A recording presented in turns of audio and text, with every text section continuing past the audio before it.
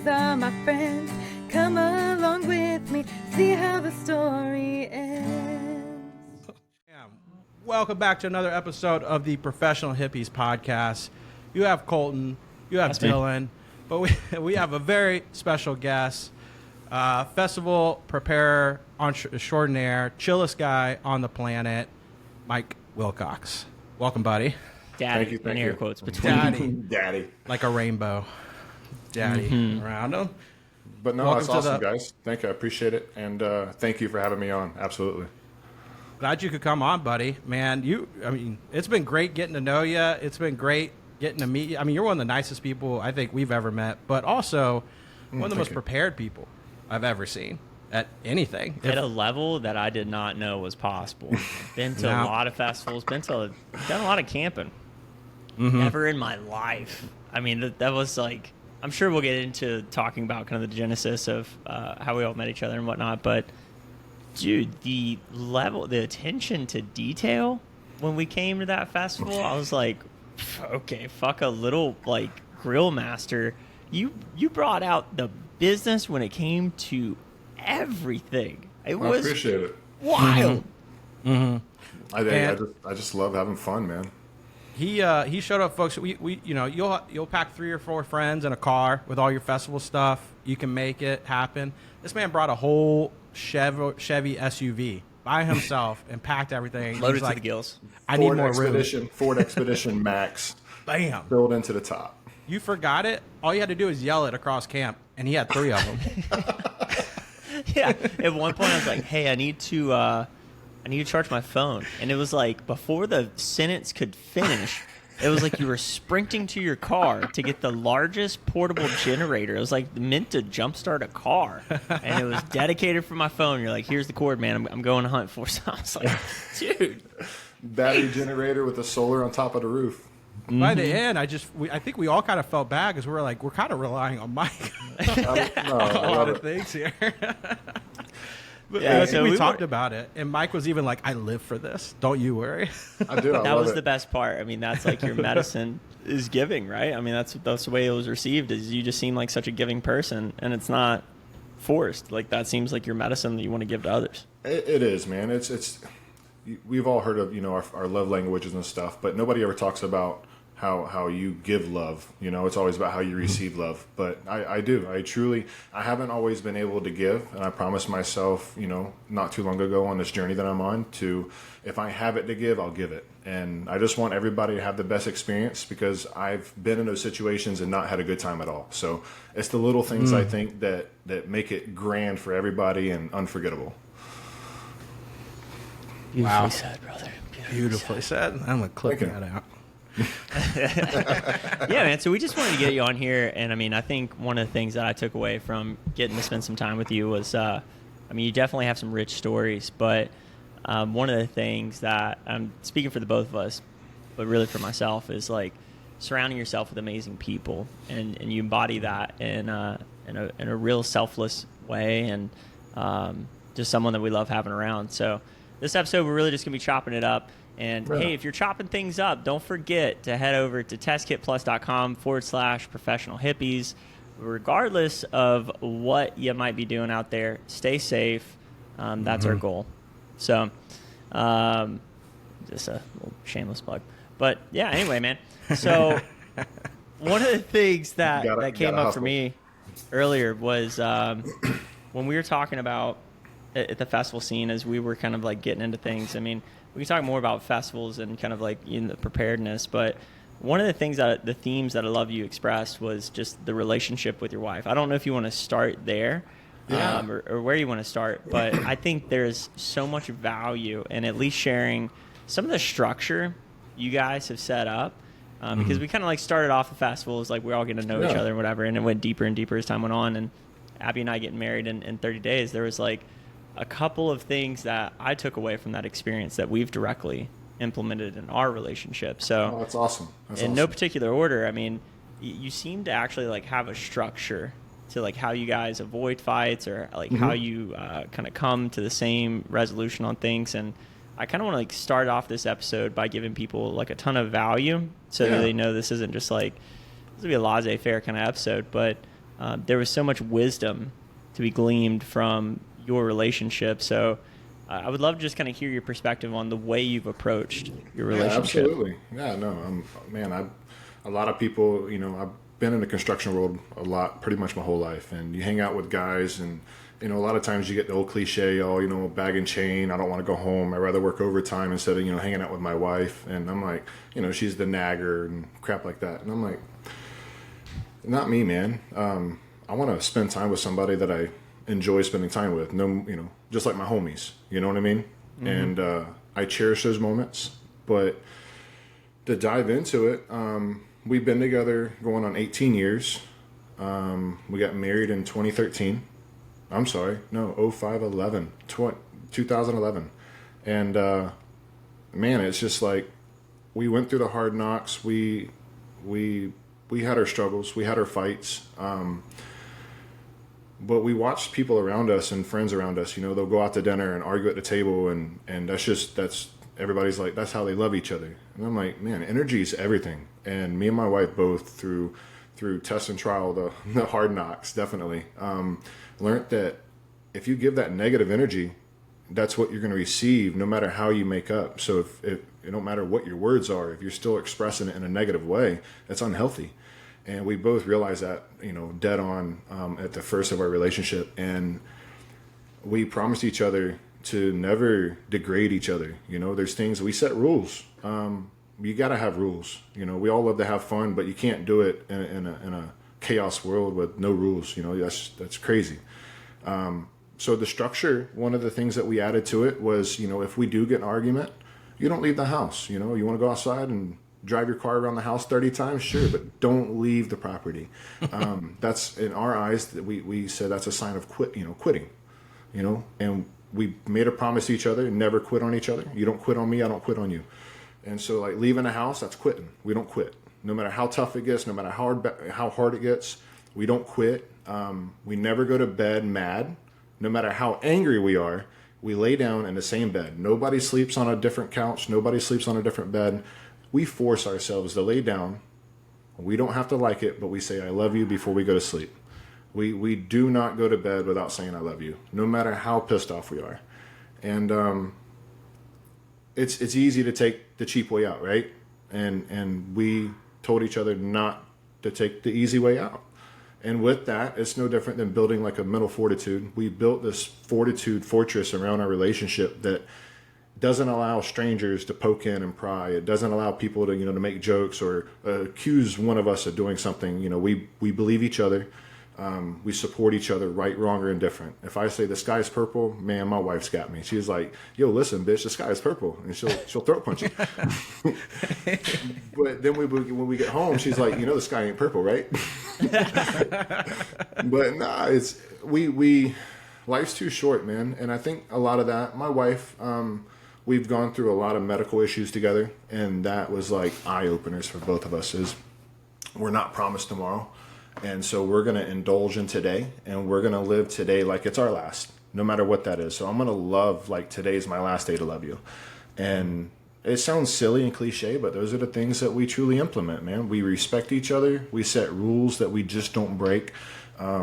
We have this, we call it safe place. There's times where we sit down, no judgment. We can just share anything on our mind, talk about anything, no matter if it hurts our feelings or not, no matter if we agree with it or not. It's a safe place, and we don't judge each other, and we just listen. We really don't even give feedback. We just listen, because sometimes that's what relationships need is just an open ear, not even a reply. Mm-hmm. And so those are some of the things that we cherish, man, and we love talking about it because the level of love that we share for each other, everybody deserves it, and sometimes you just don't know until you know, right? And so we try to share it as much as we can. Yeah, I mean, one of the things that came out of that for me is like the amount of romance that was expressed around how much you missed your wife while we were all hanging out. I was kicking it with some buddies 2 weeks ago, and we were just having a boys' day, and it was one of those conscious things that I'd started to work on since our trip together, and I noticed that when you're with the boys, like it's that carefree, like you're venting, Yeah. But also, one of the things you don't realize is like when you're just bitching to your boys about your spouse, like that's the only perspective that you're reinforcing in them, and your environment builds you back. So one of the things I've begun to shift is to every chance I have only say the good things. And if you're gonna have to vent, because everyone does eventually, right? Yeah. Like setting the frame of like, hey, I just need to get this out, and then that's good, right? But like making a muscle and a habit of just like, because it's true, like when your words matter, and when you're expressing how much you miss that person, that's telling your brain, that's like you are writing your own hardware, software kind of bit, right? And I mean, I just took that away. I was like, dude, I didn't hear you go without 15 minutes of like, have I shown you a picture? I was like, yeah, you just showed me a picture, buddy. You're like, okay, all right. I was just checking it. She's so hot, man. I just miss her so much. I'm like, all right, well, I'm not giving you a foot rub, so. Oh, I love it. Yeah, hey, I don't know, man. Go ahead. Oh, I was just going to say the caveat to it all, because I'm going to come from the different side. It was nice having you out a little bit later at night to keep going. I love Sammy. She's amazing. But I was also like, but we could go to this late night sunrise set. Hey, with all seriousness, though, so that's one of the rules that we implement as well is we know how important our own time is. So her hanging out with her girls or doing whatever she wants. So having time together is important, and having time apart, we both understand that is okay, and the relationship needs that. No, absolutely. Hey, So what do you do when the rules break down? I'm curious about that. What's that? What do you do when the rules break down? Because I know like getting where you're at's a muscle, right? Like you guys have reinforced that, but what happens? Maybe like take us back. Like what happened when someone did try and sleep on the couch, or someone did try and, hey, I just need space. It's all in good faith, but I just need to like go for a drive and not drive. I give you my donuts around the word, house. 1000%. There's two rules that we've never broken, and that is degrade each other at all period, or especially in an argument, and nobody's ever left the house.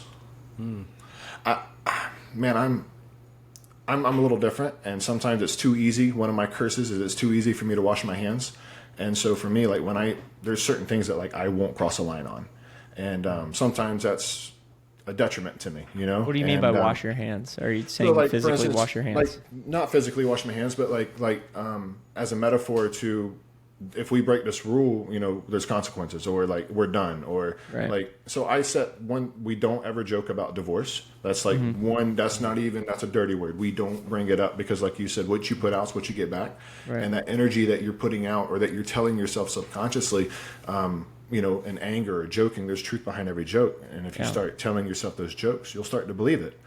And so we don't joke about like divorce and stuff. And we told each other, if we quit on our commitment, and if we say leaving the house is quitting, then we just quit on a relationship. And if we do that, then we might as well split up and be done. If we can't understand that it's not a rule that can be broken, you know, and that's that showing true. Honestly, it has nothing to do with leaving the house. Leaving the house doesn't mean shit. It's a guaranteed, no matter what, we committed to each other enough to say, we will not break this rule. And that's that, I don't know, it's like that unconditional love that no matter what, there's rules, we just won't break it. Sleeping on the couch, yeah, we've both been guilty of, you know, leave me alone, push us away, and you know, I'll go lay on the couch, or she'll go lay on the bed, and about an hour later I'll walk in the room and I'll go, I love you. or she'll call me or text me, I love you, you know, and we get it. But like we both said at the beginning, we both agreed, degrading each other, and leaving the property, they cannot be broken. It's, if you Unless quit on there's that, like leather whips involved, then degrading's probably like more the speed. is that really degrading though? If you Fair want it to be. If you want it to be. If you're a dirty little boy. Can you say daddy again? No.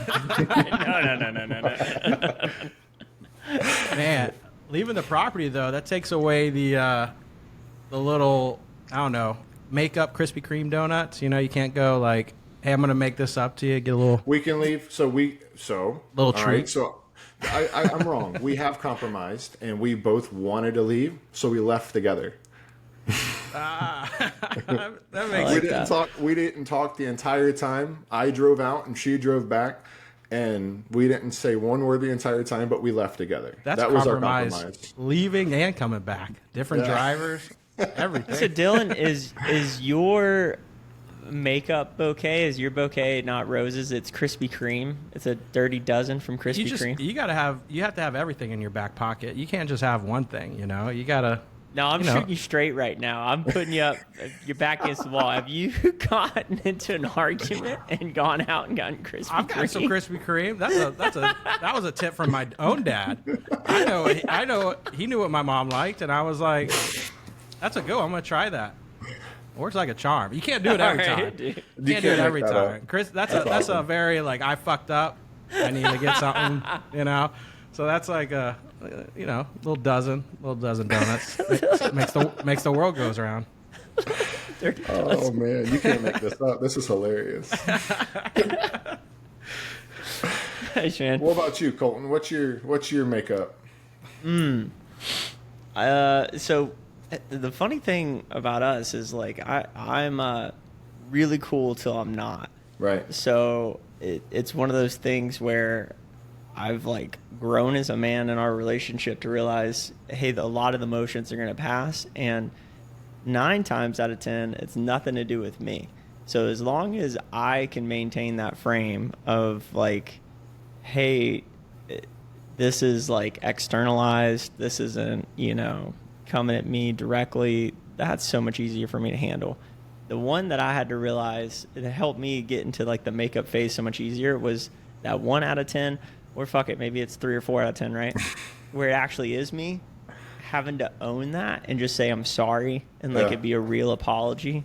That was the hardest point of growth for me, was taking it on the chin and being like, not my ego flaring up, not trying to deflect it, but just being like, all right, no, I really did. I did really fuck up there. And so what are we going to do about it now? Right? Like figure out a game plan.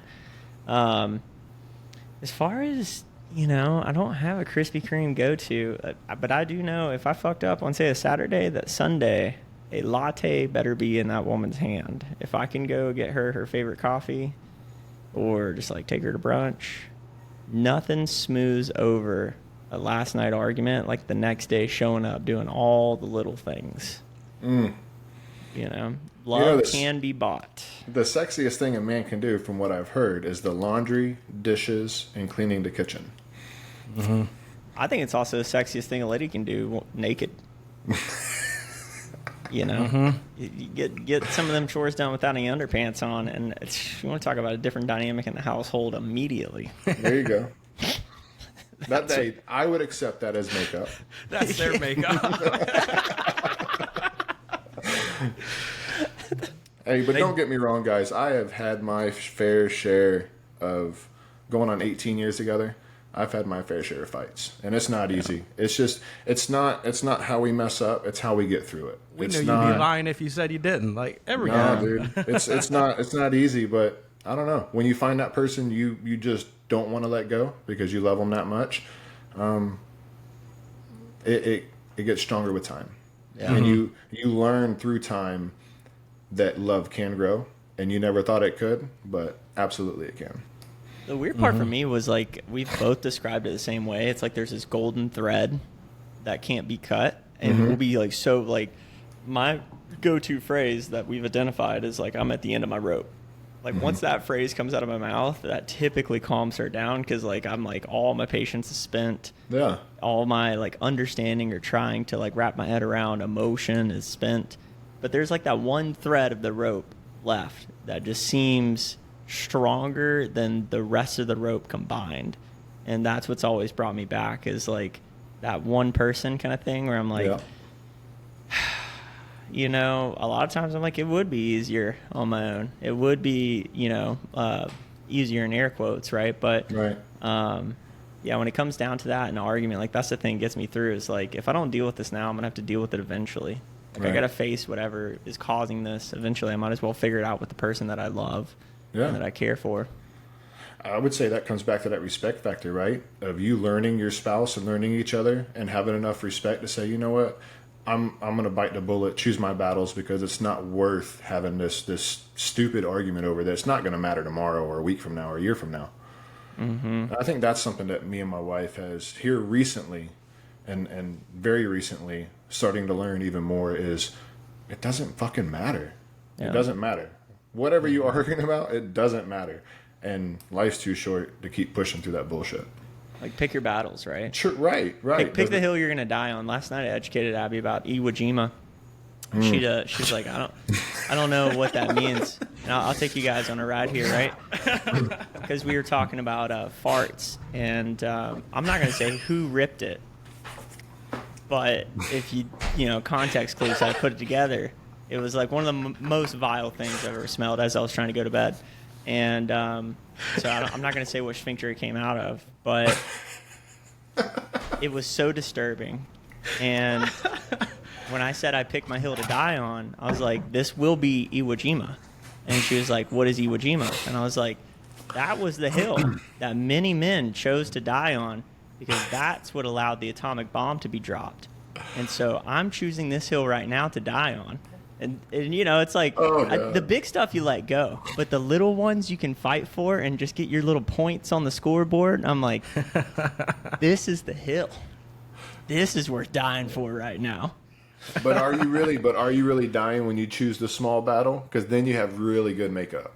Then you're living, dog. Then you know what? If you get the point too, and you're like, you know what? It didn't matter if it was a really big deal or not. For me, it's everything. Win is a win. Now. I didn't even know there was a deal. I was just picking to make up. Right? Starting fights, just dealing. I didn't know if this was a divisional opponent or not, but a win's a win, you know what I mean? That's right. We painted these walls 15 years ago the wrong color. What? How's this yellow look on me? I mean, good.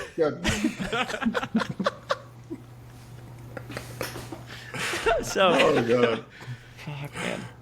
So, Mike, you got any festivals coming up that you're going to, buddy?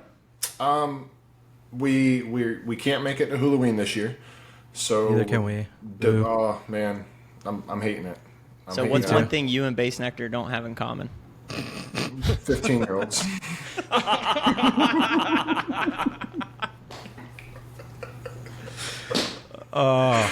Tell me she was 16. Sorry, too soon.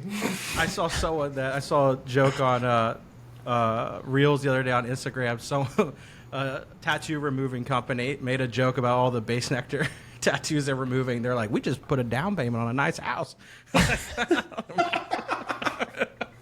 They're like, we don't know what this guy did, but everyone's removing them. Oh man, he is playing at Halloween, isn't he? Yeah. They just dropped it like 2 weeks ago that he's coming in. He's going to Halloween? Oh my god! 3 bands dropped out, and he's coming in as a replacement. How dare they do that to Pretty Lights? How dare they? The OG, and then they're going to bring in Base Nectar to fuck up that lineup. So Pretty Lights dropped out. Is one of the 3 that dropped out? No, Pretty Lights is still there. Okay. I'm just saying, how dare they do that to Pretty Lights he's the headliner. Right. Pretty Lights is the headliner, and this is, I think, his first or second show back. Yeah. Out of all these years, and then they're going to put Base Nectar in that lineup. I don't know. I think that's just a disrespect. Which, by the way, unpopular opinion. I mean, I fucking love Base Nectar's music, but just him as a person is just like, you can't not hear the shit when I'm listening to music. I'm like, yeah, you know. It's like listening to R. Kelly still. I just can't do it. I agree with that. Yeah. But Michael Jackson, for some reason, still bops. I don't know. You hear Thriller, and it's like, what are I'll jam out to Michael. That's my compromise. I feel like everything with the Michael Jackson one is everyone that they accused of him diddling all came out of being like he didn't do anything. That's the thing. It was other people accused him, and then the kids that were actually with him would be like, he was weird, but he didn't do anything. Is that the whole truth? That's what they were all coming out and saying. It was like, I think it's just because he can do the moonwalk and nobody can't. One of the boys definitely described the unique birthmarks on his scrotum, and I don't know how the parent. Oh, I didn't know that. Maybe that came out. There's. All right, I'm burning my CDs tonight. So you can't make it to Halloween. You got anything else on your radar? No, we can't make it any festivals. But we are doing Odessa coming up. Mm-hmm. We're gonna check that out. That's gonna be a good one. Right here in Whole our own group of us backyard. going to that. Matt, Yeah. who you met? Matt and his wife. They're going to it too. Yeah, from Like, Okie. we got a whole from Okeechobee. They're going to be sitting a little farther in front of us, but yeah, we're all pretty much we're going to hang out beforehand, all kind of go together.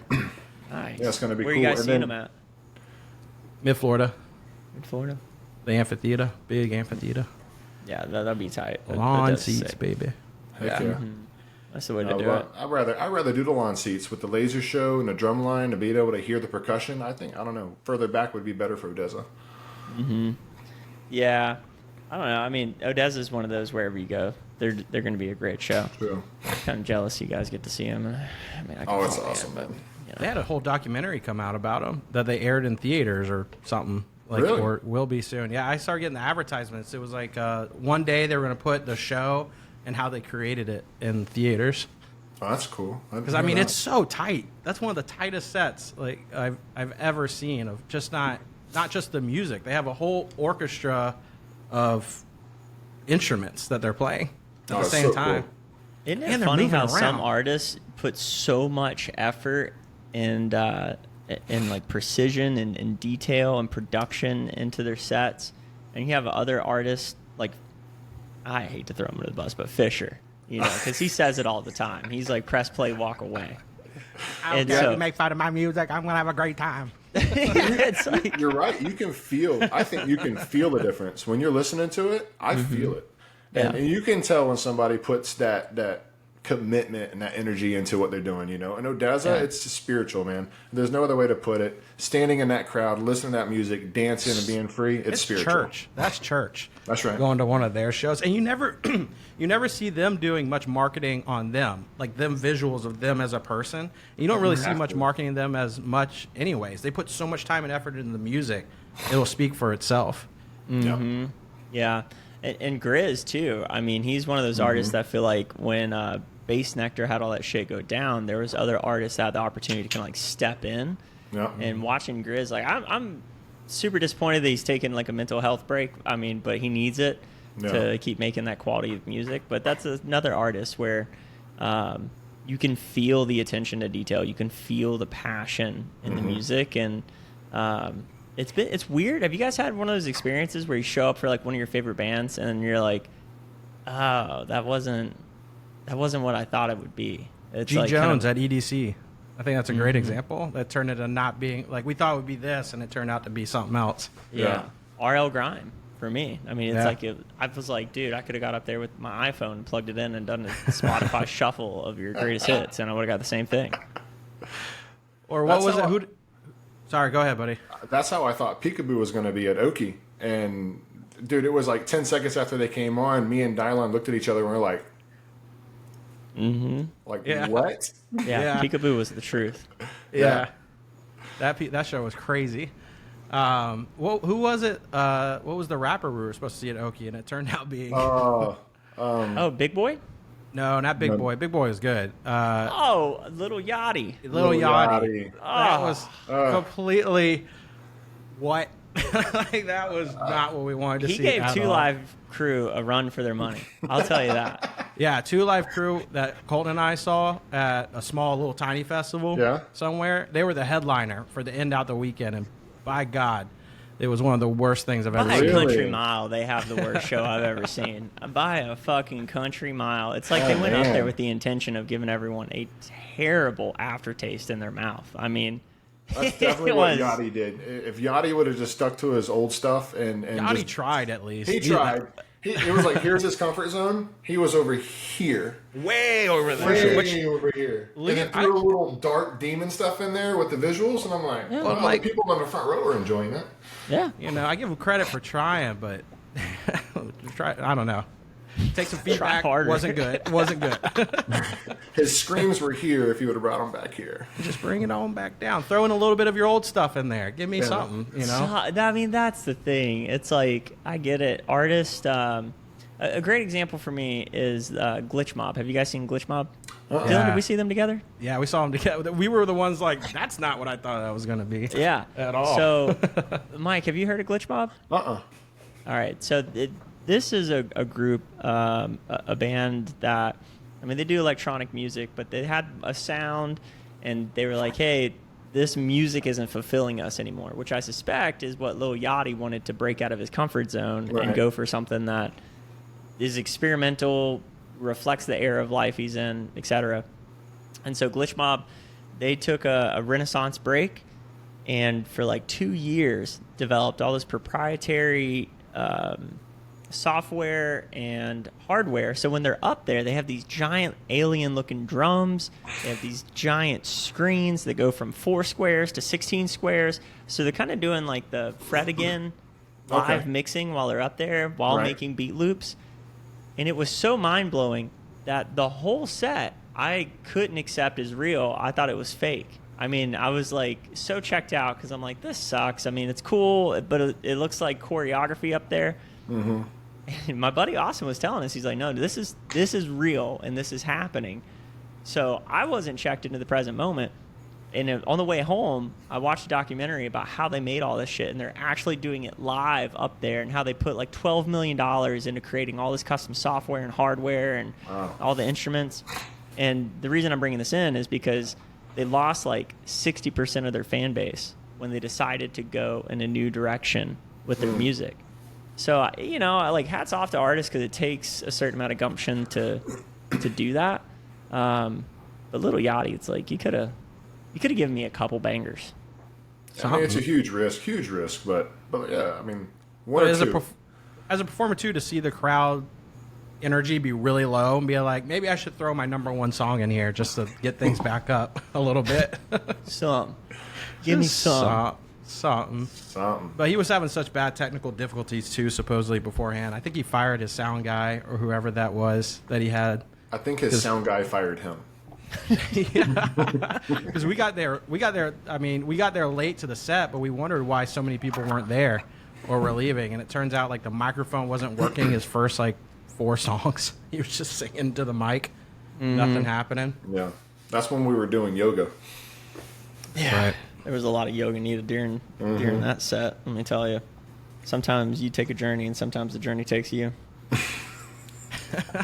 Speaking of yoga, Cole, when we were in Vegas, I think it was Skeens told me he saw you and Mike doing yoga, and he's like, I can't comprehend how they're doing that right now.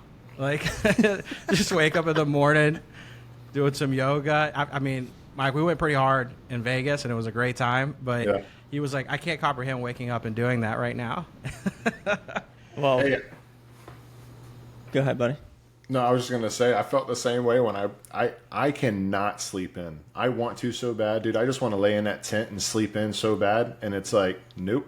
I get up, I see everybody sleeping. I'm like, fuck, I got to cook breakfast. Dude, that sofa was so clutch at Okeechobee. That was the biggest takeaway for me. Buy yourself, folks, a blow-up couch for festivals. You'll thank us later. Maybe we should buy a promo code or something for these things because that thing is clutch. Not to have to come back and sit in a camping chair. You slumped over in your camping chair after standing all day. I thought about getting one for Burning Man, but the chance of that thing not flying away is probably pretty slim. Well, if you got it in the port, the big thing that we set up last year, it'll be fine. In the sandstorm. If you weigh it down before you leave to go out, just throw some stuff on it.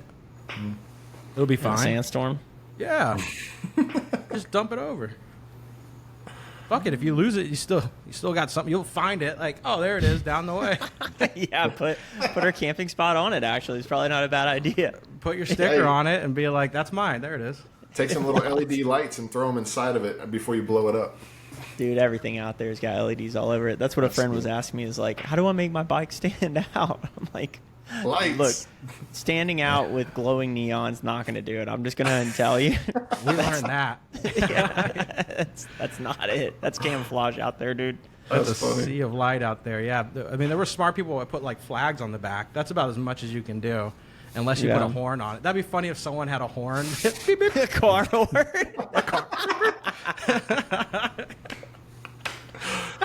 Oh man! I hope so.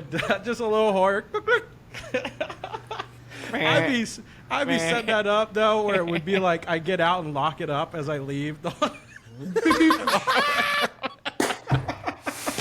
Man, Man, I would have fun with that. People would be like, did he just lock his bike? Or you have like a little speaker and Bluetooth speaker in your back. You just have the Amber Alert going off. Everyone pulls out their phone. What? How do I get that signal right now? Oh, that's fun. That's epic. Have you guys seen Oppenheimer? Yeah. Not yet. No, I haven't seen it yet either. But I think we're going to go see it Friday. The reason I brought that up is because did you guys hear about when Hawaii got the false nuclear alarm? Yeah. Yeah. Can you imagine the dread that state felt? I mean, collectively, they were like, what, you got 7 minutes to There's some interesting stories that have come out of that. Like what? Like people just talking about it was the end. They started calling their family, like their mom and stuff, being like, I got 7 minutes or whatever to do it. Now, I wish it was like South Park's episode where they thought the world was coming in and they broke out into a big orgy. I wish it would have been like that, but it turned out people start calling their families and stuff, you know? Oh, yeah. Fuck the wholesome.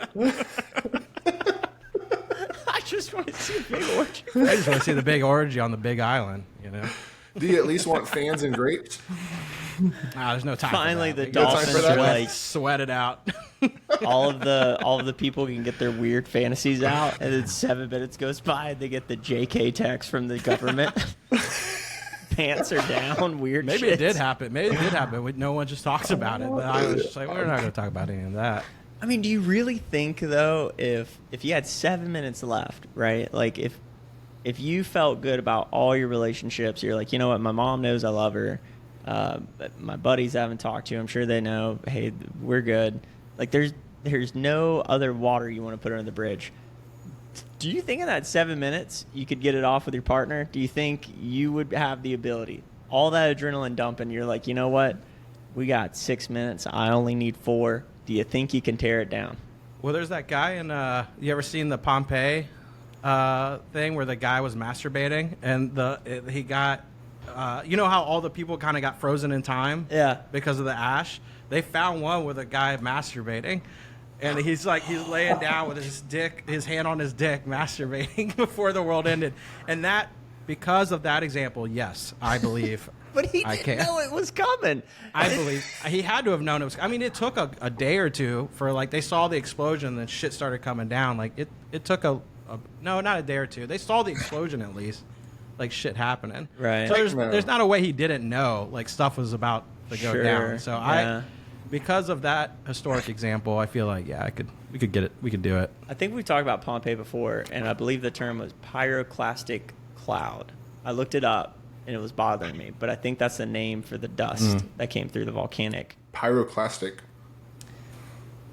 I mean, I would say I'm probably pronouncing that wrong. I'm just curious. I haven't heard that yet. Yeah, Pyroclastic. Pyroclastic cloud. I mean, if there was to be another place, wouldn't it be Hawaii on one of the islands that happened? I mean, volcanic. Flow. Pyroclastic. There ain't no way. My luck, I'd get sensory overload and be like, Yeah. Man, I feel like, though, they could protect themselves, which I think is weird that happened, because when I was talking to some people in Hawaii, I guess there's ammunition stored all around the island, like military-grade bolts of ammunition stored everywhere. Have you ever seen the big thing in Egypt where it's the iron gun or whatever they called it, iron machine gun that kind of protects Egypt The Iron from Dome. Iron Dome. yeah. It was created and tested in Hawaii. Wow. They have them in Hawaii to protect the island. I don't know if that's Egypt. I think it might be be Israel or Israel. Syria. Sorry, yeah, not Egypt. Sorry, Israel. That's Yeah. what it is. Oh yeah, it's Israel because Syria's trying to fuck them up. Yeah, and so that's where it was tested. And so, I think after Pearl Harbor, they're probably pretty fucking we're not gonna let that happen again. Yep. Pearl Harbor will do something to you, won't it? I didn't realize how huge that place was until we visited it. You look at the island, you're like, oh yeah, that's crazy. But then we were there. There's there was a battleship, a South Korean carrier was there, and then interesting enough, when we were leaving, there was a Japanese aircraft carrier coming in. The national park guy looked over and he's like, that's the first time that's ever happened. Wow. Had a Japanese flag on it. Everyone's like, what? You're like, yeah, never seen that before. Yeah, I don't think we have any World War II vets left alive, do we?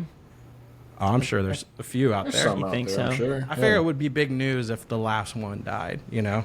Yeah. Like, we would see that, but. That would definitely hit the TikTok news. For sure. It'd be spreading. Well, it's just weird that era, it hasn't come to a close, right? But you have history repeating itself. Yeah. Like on TikTok, I don't know if you guys get served. Did I miss it? What was said? Everybody reports a TikTok for news these days. It's sad. The Chinese run platform would definitely mention the last World War II. Fair enough, right? Isn't it weird, though, that China was on our side for that whole mess, and then now it's switched? But It's were like, they? Because they were getting fucked by Japan real quick. They were like, "Nah, we'll be on these guys' side." yeah. For sure. No, so it's just interesting that, like, the whole Ukraine stuff's going down. Like, I saw a video on TikTok today that is... It's not the gnarliest thing I've seen, but it's definitely the gnarliest combat footage I've ever seen of this guy going through the trenches and capping folks that were coming around, the Russians coming around the bend. I watched 5 dudes get murked. I mean, like, Call of Duty style. He's, like, dipping in. A guy comes, bop, bop, steps over him to go get more of his buddies. I'm like, holy shit. We're watching World War III potentially unfold on TikTok. Yeah. Like from GoPro footage. And these guys that are 19 years old are uploading this to TikTok to be like, hey, this is what's really going on. Yeah. What's sad is how many people are desensitized by watching war from video games and shit like that. Like, what does that mean to people? You know what I mean? Like, when we watch it, I mean, it's like, dang, dude, this is real. Yeah. Like, how many people are like truly desensitized from like watching that on a phone? It would be funny if they're like they needed to do the draft, but the first like 100 people they get are like you're the top 100 on Call of Duty Online. We're drafting your ass first. Like the coupon codes you get, like when you're doing a little shopping on an app or whatever. It's like, congratulations, you won the draft. They shut it down. They're too addicted to their Xbox, PlayStation. They can't get rid of it. Like, shit, what do I do? You joke. That's probably what's going to happen. I mean, all of our stuff's drones anymore, so why not? That's true. Why not? Why not? Why Why not? not draft them? Or the people that are good at flying drones. It's going to be all the flight simulator people that get first. Mm-hmm. So who are they going to recruit for Space Wars? For Space Wars, Star Wars, All the Star Wars fans? Battlefront, or not Battle. What's the Star Wars game? Battle something? I don't know. That's what they'll get. I miss playing video games. Have like you watched all the binging series? video games. You're drafted. I miss binging too when I didn't have as much responsibilities. You know, drink some Kool-Aid, eat some knockoff cheese sticks, watch some video. I mean, play some video games. You know, it's weird. The other day when I was playing Ultimate, I said, hey, I'm getting too old for this shit. But kind of under my breath. And this guy in front of me turns around and was like, how old are you? I was like, 30. That was the first time someone asked me how old I was. And I got to say 30. And he didn't skip a beat when he was like, yeah, you're getting old, man. I was like, oh, you fucker. I was like, damn, that one cut kind of deep, dog. I think Lil Yachty did that to Drake not long ago. They were on a podcast and Drake was talking about something and he was like, Yachty was like, yeah, that sounds about right for someone like your age. And Drake was like, what? Like, yeah, dog, you're getting old. Low blow. Yeah. I mean, I don't know, age is just a number, but your body does start to tell you. Till you feel it. This number matters. Like, Dylan, how many knee surgeries have you had now? 5. We're at 5 now. 5 now. Dang. I can't wait till the full. I mean, I asked him. I was like, what do you think the deal would be if I just got rid of these babies and put some new, good, fresh metal ones in there? And he was like, let's hold off on that one. I was like, you sure? You sure? Because I am tired. At least I know the. At least I know the limits every 10 years. You got to replace them. In 3 years, I don't know when I tear them here. They just kind of happen, you know. So 3 years, you're gonna look outside and see Dylon running around. He can't stop because AI took over. before Chrissy and I hooked it up, I was like, let's see your wheelchair pushing skills. AI's out there making him work out, and he's like, I don't want to. Run, bitch. Run, bitch. This is how they destroy me. Dude, it's a weird world that AI is coming into. I watched a presentation from the guy that the CEO of ChatGPT, whatever the OpenAI, I think is the name of the parent company. Yeah. And so they were showing some of the stuff on the coding side, and he was like, the way we're integrating, he's like, right now you guys think of this as like DALL-E, ChatGPT, and then whatever the code platform is like 3 separate products. He's like, we're actually behind the scenes, we're training all of these together. So he was like, here's a pretty good real world example. He told the code one, he was like, identify whatever Wi-Fi router is currently hooked up to this. So it identifies it. And he's doing all this through text to speech prompts. And then he goes, create a code to exploit or to find vulnerabilities in the Wi-Fi router, then use that code to exploit the router. And in 10 seconds, it writes the code.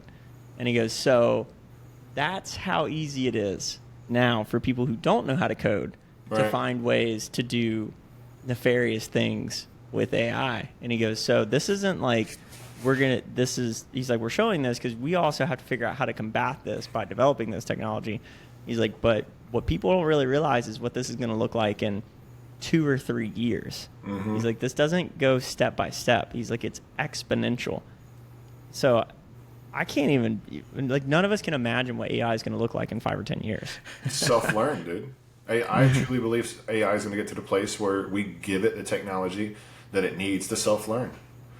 I think we all think that. I think we all freaked out when the internet happened, and we saw what that's turned into. So when you're saying that I can exploit it, I'm like, sure, it's going to be like, hey, be able to exploit this. I'm going to hack Colton's system, and I'm going to be like, make a fart sound that won't stop unless I say to. Yeah, or like some animal porn noises. Just go, you know? Make his TV have a dog shitting and looking at him the whole time. It doesn't stop. I'll just change everybody's search history. I just change everybody's search.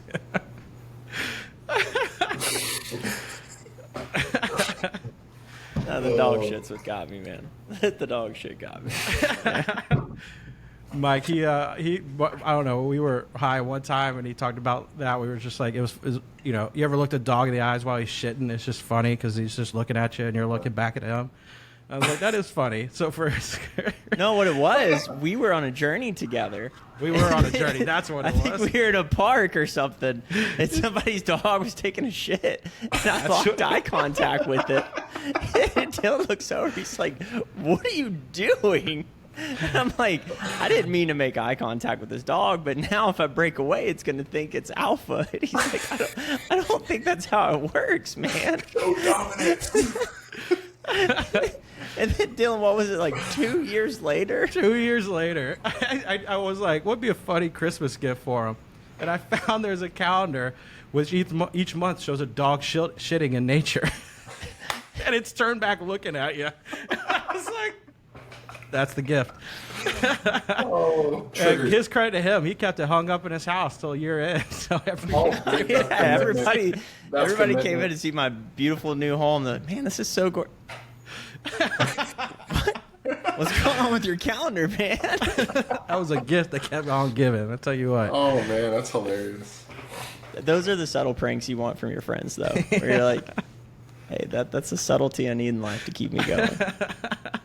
Hey, kudos to the guys that invented a bag of confetti dicks. Seriously. Send it anonymously. Oh, yeah. That's original. Have you seen, Dylan, I'm sorry I didn't get this for you, buddy, but since we're on the topic, I did have it in my shopping cart to get you. There's a whole website where you can send pranks. And so one of them is just a brown carton package, but they put like a toilet paper roll in it. So it looks like there's something in it. And they put big stickers all over it, like recycled dildo or like refurbished dildo.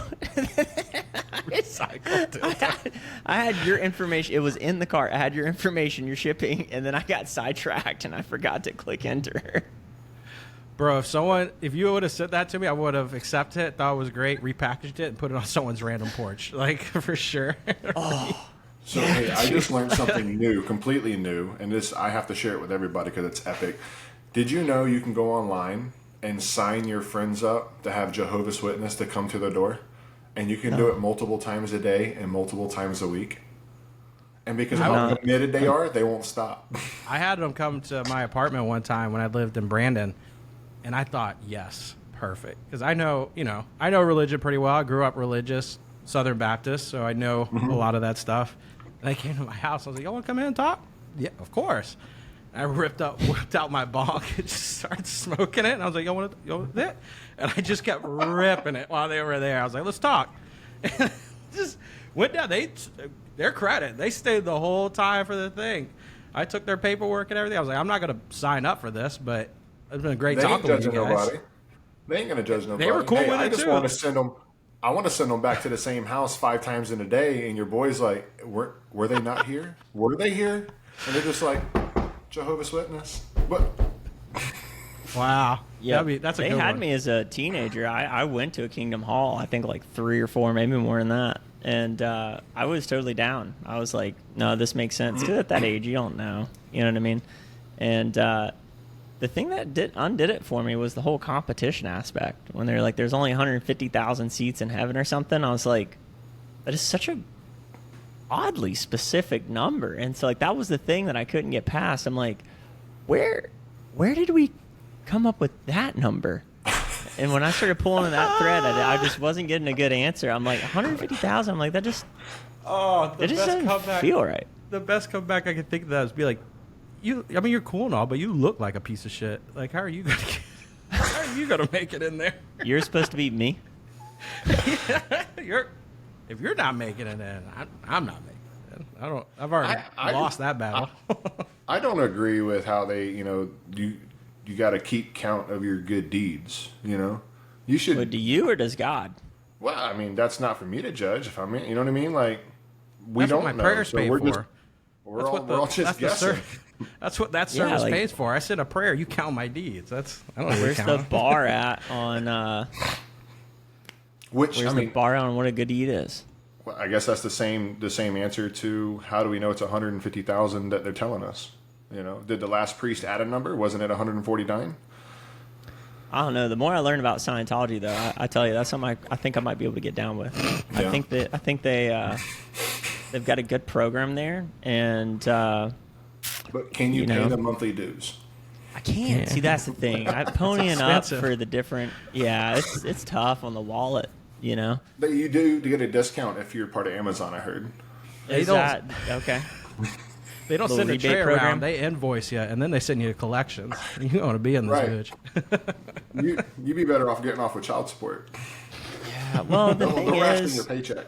I can really respect a religion that strong arms their way into not getting taxed. Like they just flat out said, "Hey, we have enough blackmail. If you guys don't make us tax exempt, like we're gonna be a couple of rainmakers for the government." And they're like, you know what? We have reconsidered your proposal.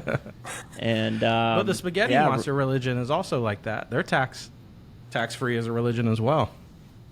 Yeah, really? But they didn't blackmail their way with government officials into that status. They said, "What's the rules to be a religion?" True. They're more true. Okay. They're more true of a religion than. That's because they don't have government officials on their team. They fucking might. I mean, honestly. Well, I'm saying Scientology does, guaranteed. Oh yeah, for sure.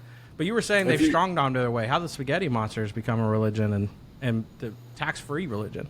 How about that? Well, that's what I'm saying. I mean, they just looked at, okay, like what is the government? What are the things you have to establish in order to be a religion? And it wasn't like it was like a bipartisan kind of thing. They're like, hey, we're not causing trouble for anybody. This is a joke. So it wasn't sweat off anybody's back to be like, okay, if you guys want to put pasta strainers on your head when you're taking driver's license photos, sure, okay. Whereas like Scientology is like, we are buying whole cities, and someone's like, we need to put that religion in check, and they're like, actually, here's checkmate. So go ahead and fork over the city, and we're gonna do whatever the fuck we want. Hey, that's better than playing with snakes. It's not like you got white collar, blue collar, and then you got like the homeless. What religion just, hey, I'm going to play with a poisonous snake. Look at me. I'm cool. I'd rather put spaghetti on. Oh, the snake religion. Yeah, that's right. The rattlesnakes. Yeah, it's like Right. first, That's a it's crazy like one. a type of Pentecostal, I think. And, I think it's Baptist. Is it Baptist? I we could all be wrong here. We're speculating, It's but definitely one that believes in like speaking in tongues and stuff like that. But dude, they that's like not let's pull out Baptist. some That's Pentecostal. rattlesnakes. That's Pentecostal. Well, so the First Free Will Baptists, they do speak in tongues as well, actually. It's Christianity. Snake handling in Christianity. Yeah, what it's definitely one of the craziest ones I've heard of. Let's just play with a bunch of rattlesnakes. Christianity And is if I weird. don't It's get bit, then It's got so many variants to it. as my old pastor used to say, how do you start a new denomination? You start with an argument over what color the carpet is in the church. I thought that was pretty astute coming from the pastor. yeah. Look, man, I was raised. My mom is like the old school, hell, fire, brimstone. That's how my dad is. That's how my dad is. That family. Definitely raised like that. I went to reason I say that First Free Will Baptist speak in tongues is because I went to school from kindergarten to 11th grade at a First Free Will Baptist school. I went to a Southern Baptist kindergarten through senior year, like that. Really? Yeah. That's crazy. And You're so it's like, you're the only person I've ever met that also did that, besides the 4 people that were in my senior graduating class that also did that. I couldn't go my senior year. They told me I couldn't come back. So my mom homeschooled me my senior year. What? But I just, yeah. Pieces of shit. But, well, so much judgment, man. Hey, look, I got my own beliefs. I got what I believe. And one thing I hate is how much judgment. Church is supposed to be a place, it don't matter what you want to believe, but church in general, either it's yourself or something else, it's supposed to be a place to go and be free and talk about your wrongs or your rights and to be better and to do better. 100%. And when you go to a place and all they want to do is have their cliques just like high school and judge, that's not a place of worship. That's not a place to get better religion or feel serene or at one with your God. You know what I mean? I went to youth group because it had some hot chicks in it. That was about it. There was some definitely some bangers in my youth group. Bangers. I miss church camp. Church camp was awesome.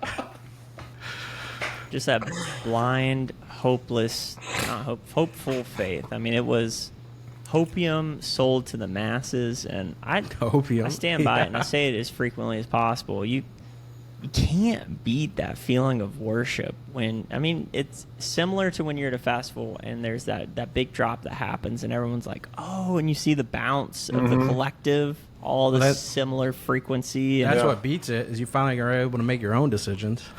And then you're like, oh, yeah, I can go find my own. But there's opium. also something to be said for not having to question when you have absolute authority leading you. So there's no room for doubt in your head, right? Like you're not like, oh, I need to figure out my own path. I need to set up my own arbitrary constructs and rules to help me navigate through this life. It's no, I turn to the good book and it's got all the answers I need. Everything I need is there.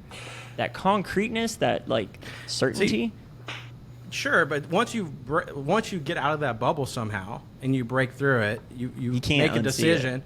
You either make a decision: do I continue down this path or do I go experience the real world? Most people go experience the real world these days, but there's still some people that hang back. But you're right. I mean, there's something to that where you don't have to make there is some grace to that where you're put into this, and this is what I trust. I don't have to worry about anything else. To me, that's kind of cheating the system, because now you're putting all of your beliefs. It's kind of like saying it is what it is, in my opinion. Right. But instead, you're being like, God will make it happen. Jesus will help us out. I'll leave it all to him. Well, that's not going to solve all the many problems here. Yeah, I'll tell you this. I just from watching what I was raised around and having my own faith is I don't agree with a lot of stuff that they teach in today's time church and stuff like that, because they want followers, not believers. If that makes any sense, I can't just believe in something or follow something just because somebody said to do it. I want to know for myself, and if I can't feel it, I don't want nothing to do with it, and I'm going to find it on my own. I want to find it how it means something to me. And the first, I mean, if you want to believe anything in the Bible, and you could take it in any faith or any religion that you want to go in, and that's just treating people with just ultimate love and respect, and just, it don't matter, it's not up to us to judge. No matter what we want to believe, if you're my homie, I'm not going to judge you. You know, you do you, and I'm going to support you, and I'm going to respect you, whatever that is. And it shouldn't change my level of love for somebody. And that's the number one problem I have with church is they want to say, no, you're wrong, I'm right. Well, I don't want to be a follower. I'm a believer. And what's really cool is I will say the ultimate feeling, like you were saying, Colton, about that unconditional belief. It's almost like innocence is bliss when you're young in youth group and you don't know the world and all the problems and anguish and all the things that it means to be an adult. And it's like that feeling you get of no worries.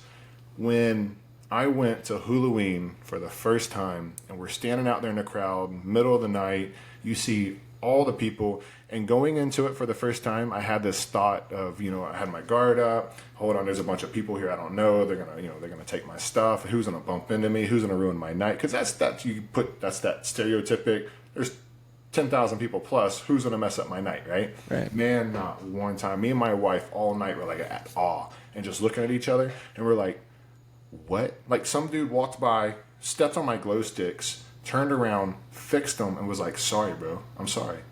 I hope you have a wonderful night.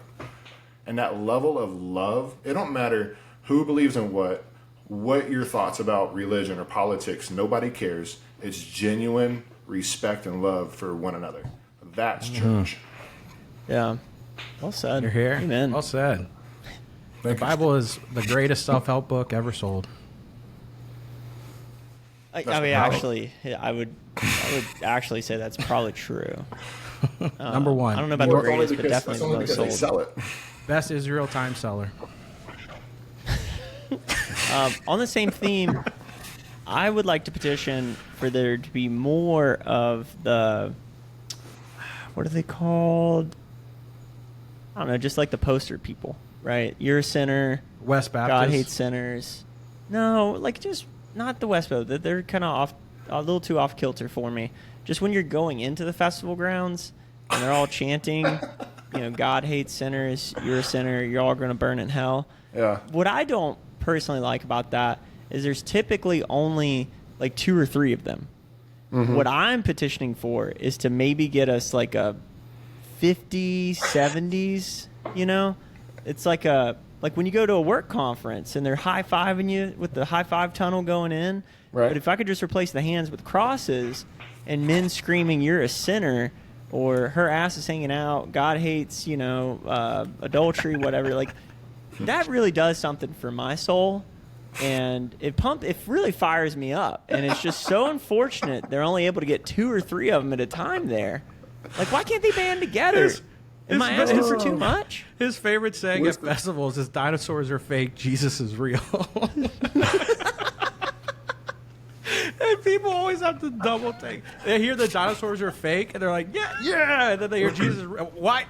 They always double take. It is so great to watch that mind fuck happen within a 2 millisecond time. I'm going to mess you up. I'm going to mess you up with a good one. Somebody got me the other day with this one. All right, you ready? Dinosaurs, right? Yes. When an ostrich dies and you find its bones and you dig them up, what's the only part of the ostrich that you can't find? Feathers. The wings. And why can't you find the wings? They deteriorate. It's cartilage, right? Yeah. Right. The bones stay, the cartilage is gone, right? That's why when we die, we don't have a nose and ear and stuff like that. Sure. So what if you take this weird-looking T-Rex dude, you lay him down like an actual lizard, like a reptile, and you throw wings on him? Mm-hmm. Wouldn't that make more sense? So now it's a dragon. Like a chicken? Oh, okay. So I what thought we were going with giant ostriches, but no, I was just showing a good perspective on a large bird that has wings in today's time that we can reference. To put perspective on it, what if dinosaurs, what if we never made up some imaginary creature that we have no idea with, but we have record in history from every religion all over the world of drawings that date back as far as we can in the 1500s of dragons. Isn't that what they call Nobody has dragon bones. Don't they relate the chicken to T-Rexes? I think so. because like that was their new evolution of how they became because they're kind of built the same way if you look at them. Mm-hmm. But like, And I they like have the wings idea too. of But we Hold eat on, chicken bones. Dylan, I but feel like they're you're fucking this up for me right now. He's really onto something. I just want to see where this is going. Okay. what if there's no such thing as dinosaurs, and all the weird formations that we put dinosaurs in these museums. If you take the bones and put it more realistic, like lizards, alligators, crocodiles, monitors, today's times mini dragons, throw wings on it. All dinosaurs really were dragons, especially the seawater ones. We are so far out of my scope of where traditional education has failed me that I see no possible explanation other than these were giant dragons. Giant dragons. There's no proof against it because you cannot find the I cartoon. can't not believe it. The only thing I could see that being if they were able to find is because there's the I'll give you an example like foot stamps that humans made thousands of years ago, and they're able to find those like little fossils, but there's no nothing left behind. There would have to be maybe like a stamp fossil or something of the wing. That's the only thing I could think of the contrary to that. But I see where you're going with that. That's an interesting. That's when we get into hard preference. evidence, and we don't want to pay attention to that. Well, the guy that was telling me showed this clip, and it was this dig up site of all these dinosaur bones. Well, like the bones were it was laying on its side, and there was like indentions in the dirt, and like the bones were laid on top of each other. But like if it had legs, the bones would have been like parallel instead of crossed. Just looking at like joint structure and how the actual joints can manipulate and move. It's not like the bone's going to get flipped up after it dies unless something kicks it. Right. So like all these bones were like it laid down perfect.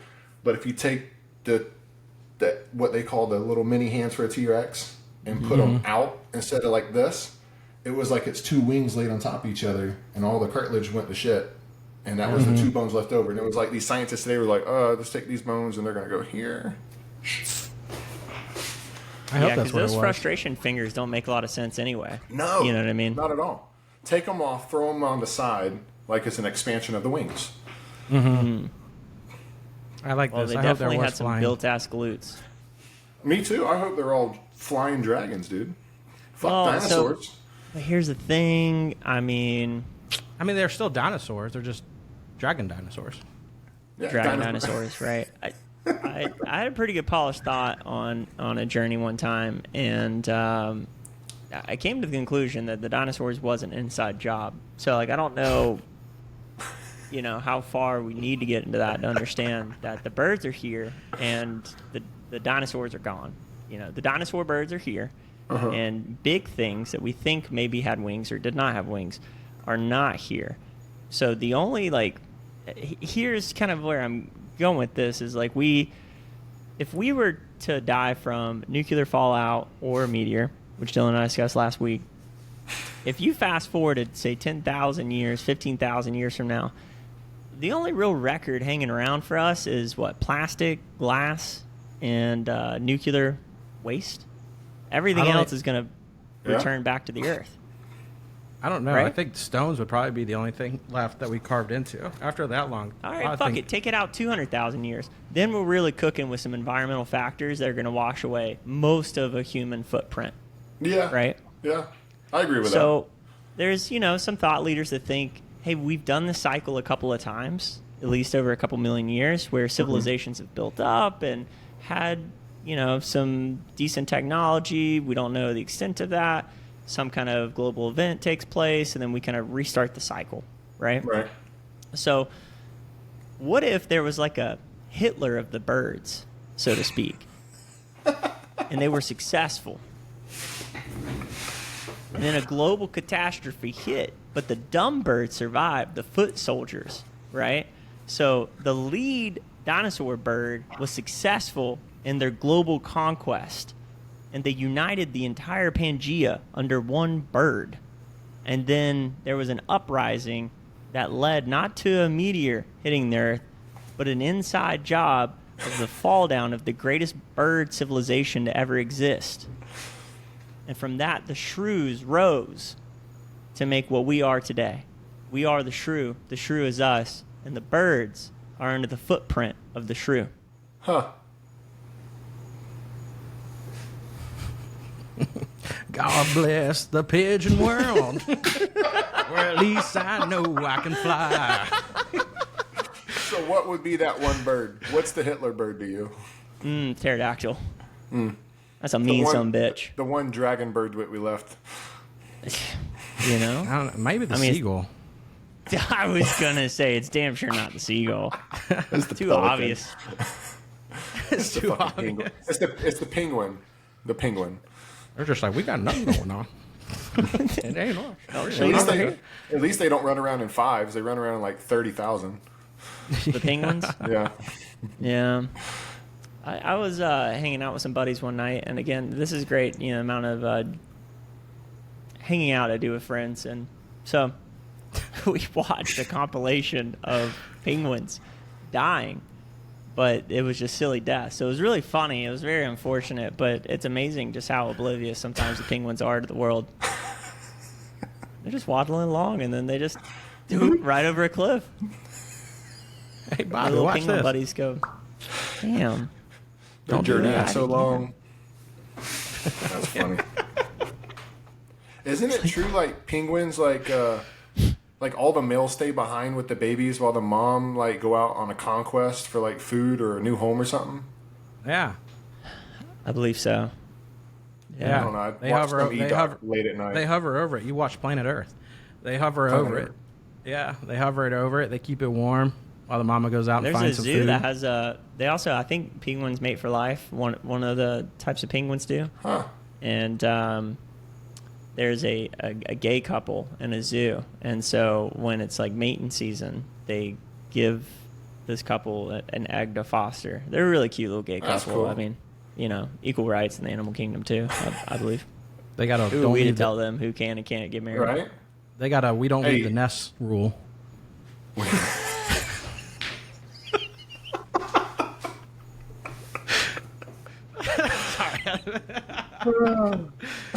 We don't pluck feathers around here. Oh, man. Hey, I think sandhill cranes mate for life, too. So every time you pass by one and it's just one on the side of the road, that means its partner died or got killed. Eagles as well. Eagles are extremely easy to poach because of that reason. You kill one eagle and the other eagle will Swans, hang out too. by it till. I think swans are the same way. Swans mate for life? Wow. Yeah, I'm pretty Swans sure. are the most romantic birds ever, man. I Vicious. watched a little TikTok the other day of this swan was taken into conservatory for 2 weeks so they could patch him up. And they released him back out there and they did their swan dance. Baby, I missed you. Come here, baby. Let's make a heart together. You see this side of my neck? That side of the neck? It's me, baby. Exactly what it is. See this side, Oh, baby. that's See funny. that side. This side, babe. I'm doing That's that tonight. I'm gonna walk right out of here and strut over to Abby and be like, "Hey, baby, Do the swan missed you. walk. I missed you." I just stick to the stingray shuffle, guys. That's about as far as I go. Is that Stingray your mating shuffle? dance? The stingray shuffle? Yeah, that's Yeah, what it you- get. That's You know what what gets the stingray gal shuffle going. is, right? You gotta Yeah, shuffle your I'm feet. from Florida. Yeah, it's like a thing just you get on learn the coming floor out of and the womb. shuffle Yeah, your you're born, stomach. you're like stingray across the- shuffle. I'm gonna sting you, baby. It would be a shame if I just killed a national idol. I'll give you the Steve Irwin. Oh, you can't make that up. I think there was a collective moment in the consciousness of the world when Steve died that everybody wanted to take their Glock out and just go to the beach and just see if anybody's hanging out on the beach. And the stingrays, I mean, not people, Right, but right, you know, right. cap a couple stingrays up They were close like, to I the shore. would- God forbid a stingray comes by me right now. Oh, man. Like, how can That you was- do that that? was- He loves you, man. I want to say more people mourned over Steve Irwin than they did Michael Jackson. 100%. That dude was a legend, man. 100%. Well, he's so pure intentioned. I mean, his interviews were so beautiful. When people like wanted to give him money, he was like, "Yeah, just donate it right back." They're like, "Why don't you like?" Because he was making so much money. He was like, "What do I need money for?" He's like, "I literally just all I want to do is protect animals. That's what I need the money for. Right.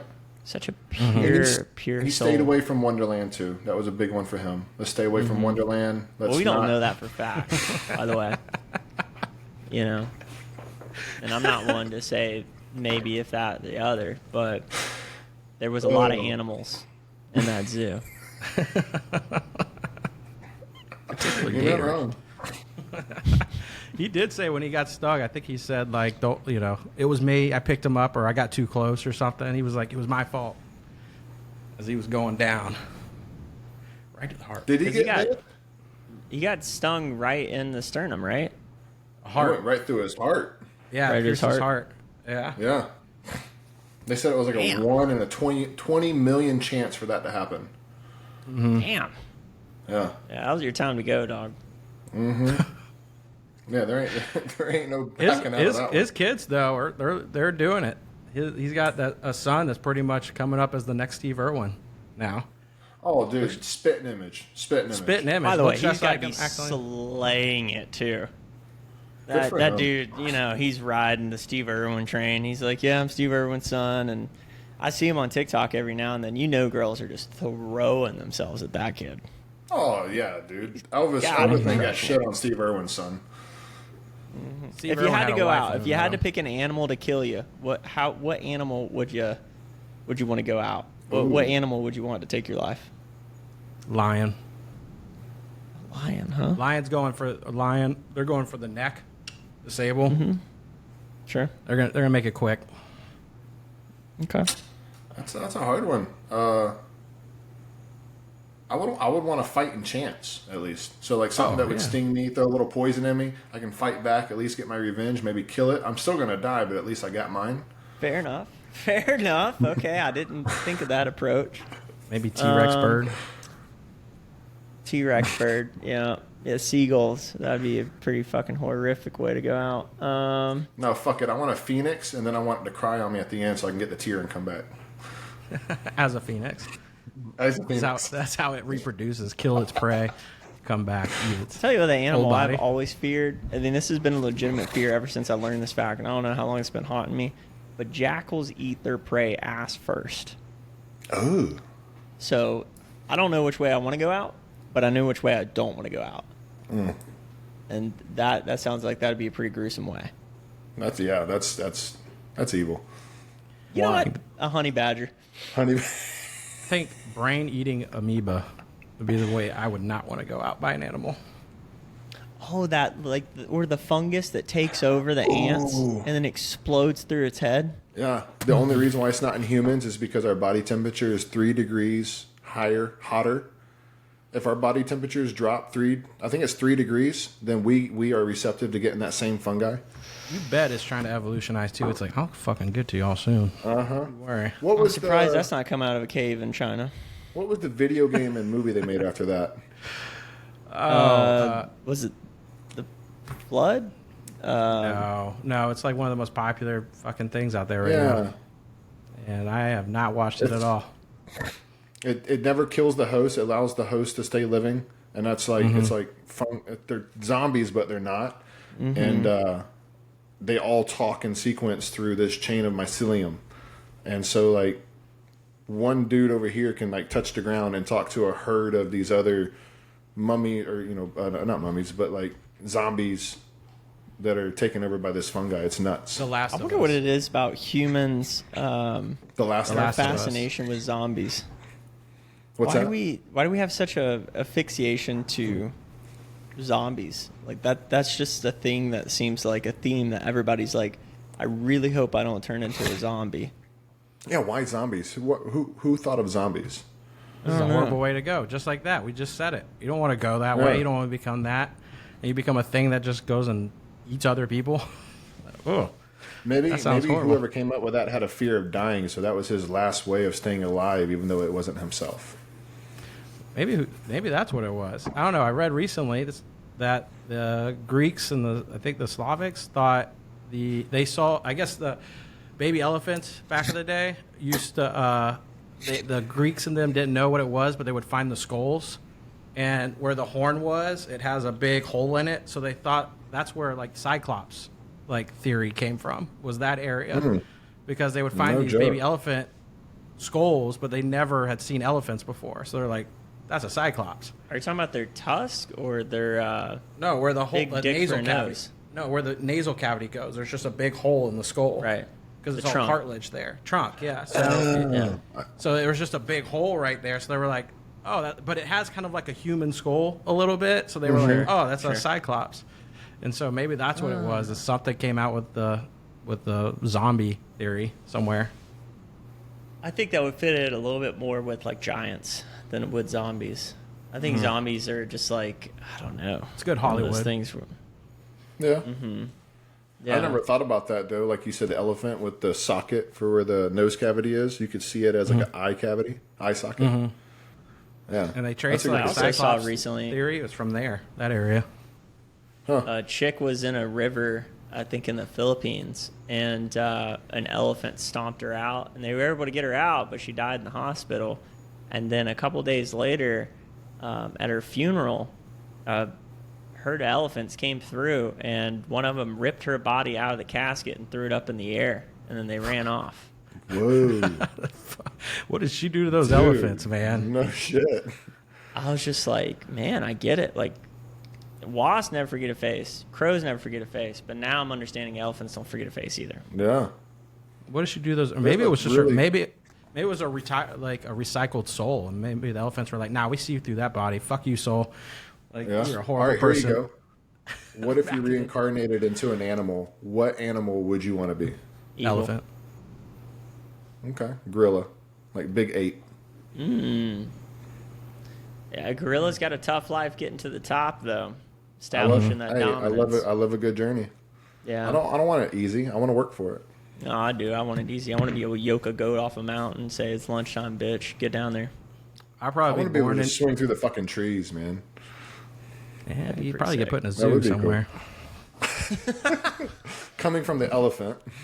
Elephant ain't many zoos. They're gonna get put on a nice conservative prairie. Circus round. No, you're going to have little kids riding you saying, faster, Dumbo, faster. That's at least hope you one like that's going peanuts. away slowly. That's the one at hope least you that's like going peanuts, away. bitch. Zoos ain't going away. Circus is slowly dying. I think I'll be all right. Oh, man. My sister took me to a zoo, or excuse me, a circus when I was a kid. And I looked at her and I said, why did the kiddies look so sad? And that's when we left the circus.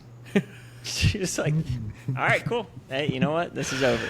So Oh man. big kitties your are sign. sad Yeah. because this is cruel and Yeah. inhumane. So we're going to Here's go your home. sign. If you ever want to know how much money the circus made, Ringling Brothers, they have a whole museum property thing down in Sarasota. It is massive how big that is, and it's just a big old museum down there. It's famous. You can look it up. Tons of people go down there. And then there's a town here in Florida.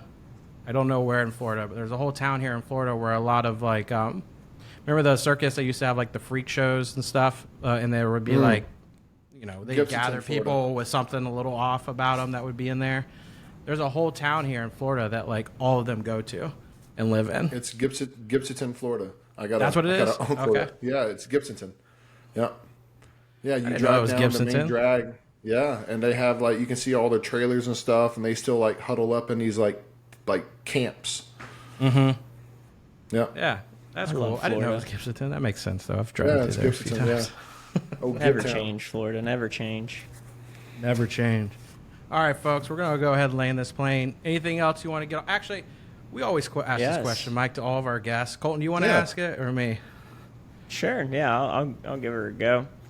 All right, Mike. Yeah, we like to ask this to all our guests, and just whatever comes up, comes up. But what's one thing that you wish more people asked you about?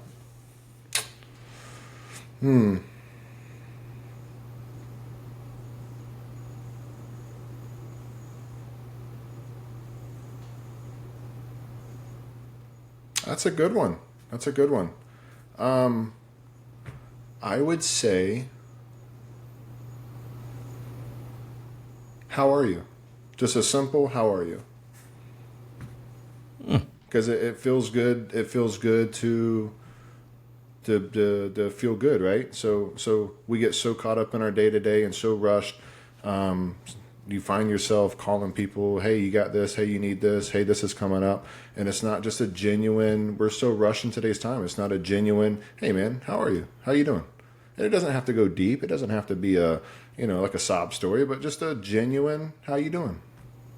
It's nice to be checked up on. Right. Now and then again. Right. Well, Mike, how are you?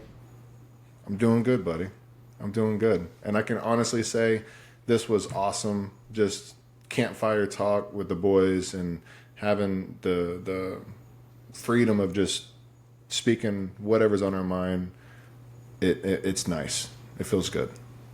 Yeah. And I know you were a little nervous about it coming on, which everyone is. We were nervous about starting this thing and what we would say. And glad to hear you say that, because it is kind of what we portray. It's like we make it as campfire talk. Just it'll flow, come off the tongue. We'll figure it out as freely as I can. I would say it's in a different aspect. It's wholesome. We're not hurting nobody. You're not trying to do any wrong. It's just speaking what's on your mind and just being human. And we've noticed that with we've gotten lucky, and it's been nice. We've had a couple high level business people come on in the kind of the hippie space, and they talk about that, right? They're like, y'all don't ask interview questions. Y'all are just let's just talk. It's genuine. It's genuine. That's good. Well, folks, you heard it from Mike Fos. We are genuine people. Not many people call us that, so that's nice. Well, I mean it. Absolutely. And if you're into periods, just like us, hey, the show is regular. We come out every week. It's very cleansing, and we couldn't be more authentic. So send it to someone you know. Send it to someone you love, and we'll see you next week, guys. If that ain't genuine, I don't know what is.